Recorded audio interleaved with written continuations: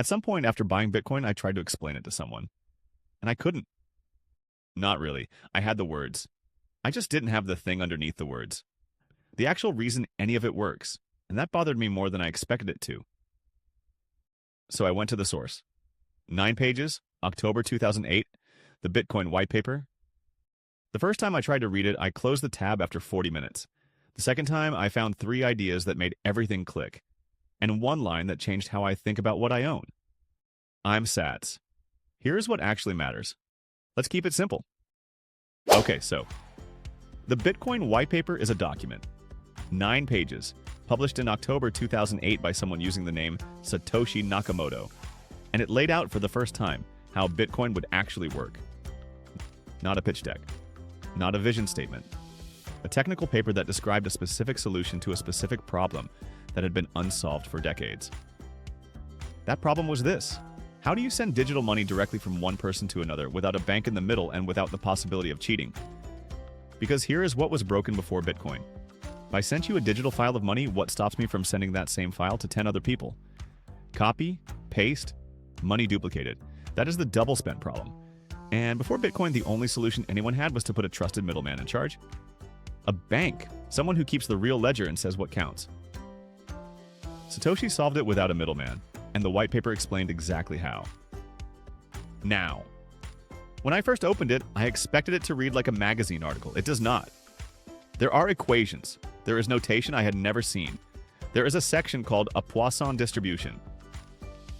But here's the thing I found on my second read.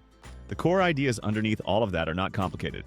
They are actually quite elegant, and you do not need to understand the math to understand what they mean. So here is what I took away. 3 ideas. These are the ones that changed how I thought about Bitcoin, and honestly, once you have them, a lot of things start clicking. The first one is the blockchain. Satoshi called it a chain of blocks, and all it is a record of every transaction ever made, written into linked blocks of data that everyone on the network holds a copy of. When I finally understood this, I stopped thinking of Bitcoin as a coin or a file.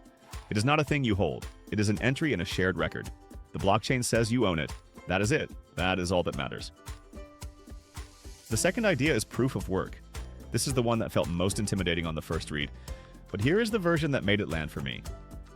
In a normal system, a bank gets to decide what transactions are valid because it has authority. In Bitcoin, nobody has authority. So how does the network agree on what counts? Satoshi's answer: you make it expensive to lie. Miners compete to add a new block to the chain. To do that, they have to solve a puzzle that requires real computational work, real electricity, real time. The winner gets to add the block and gets paid in Bitcoin. To go back and fake a transaction, you would need to redo all of that work and outpace the rest of the network doing it. At scale, it is not worth doing.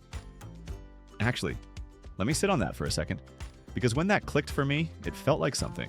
The system makes cheating economically irrational, not impossible. Irrational, that is the elegant part.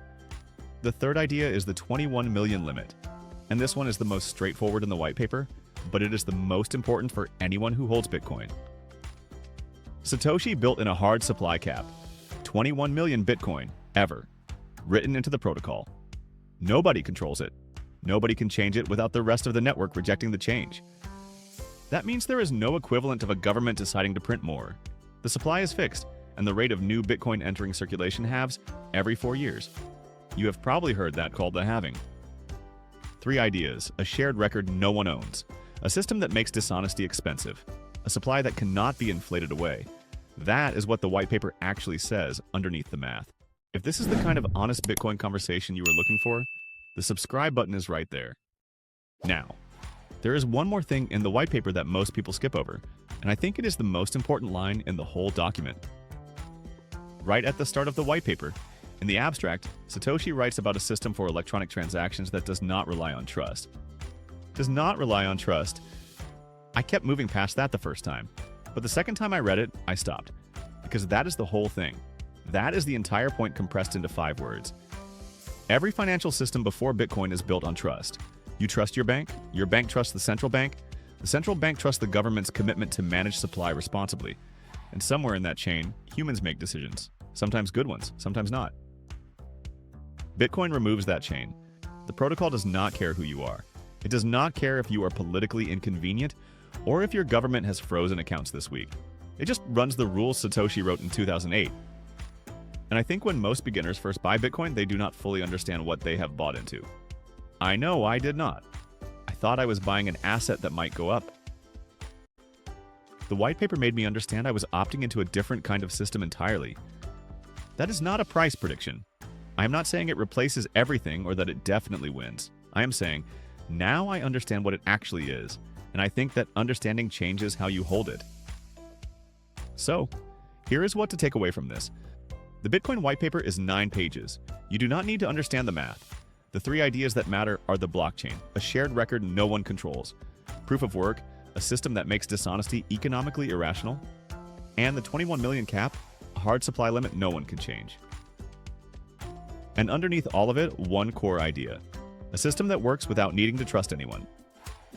If you want to read it yourself, search Bitcoin white paper, and you will find it free on bitcoin.org. Read the abstract and the conclusion first, then go back to the middle. It lands a lot better that way. If you want to understand what is actually happening under the hood when you own Bitcoin, the Private Keys video covers exactly that. It is the concept that connects everything in this video to what you actually do as a holder. Watch that next. Stack smart, stay curious. See you in the next stack.